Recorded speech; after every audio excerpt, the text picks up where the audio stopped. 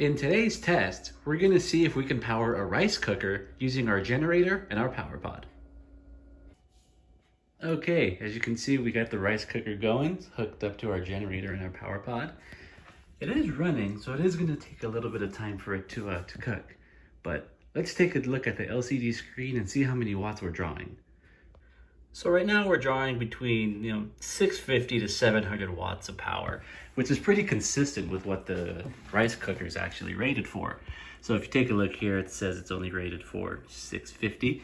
So I'd say that's pretty good. So do a quick spot check. We got about a little bit less than half power, only because we are drawing a lot of watts. So if we take a look at the power pod, still has enough power, we're doing good. So yeah, let's just wait and see how much longer this is gonna take. So I noticed something pretty interesting with this rice cooker. So obviously you can see that it's on, it's doing its thing, it's making the rice.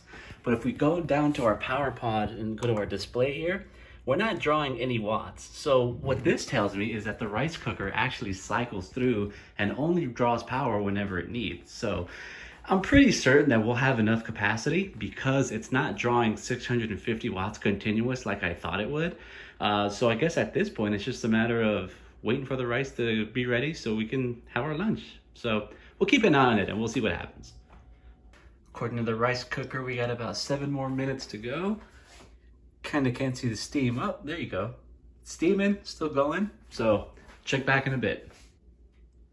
All right, we're down to the last minute. So far, we're still doing pretty good. I'll go ahead and keep the camera running and see if we can hear the timer go off.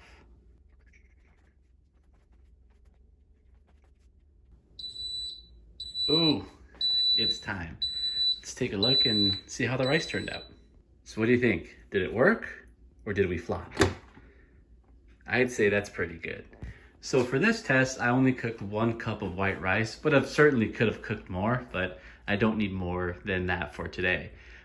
We have enough of capacity left over. So now that this is stopped, showing full, the power pod is, it's pretty close to full. So I'd say that's a pretty successful test. Now keep in mind, something like this would probably benefit people who are living off grid. Say you're going camping somewhere, you want to cook some lunch for the kids. Or a lot of people, what they're doing these days is they're converting their vans to essentially like RVs or motorhomes. So a little setup like this won't take up too much space, and it's probably right up your alley if that's what you're looking for. So anyways, thanks for watching, and we'll see you next week.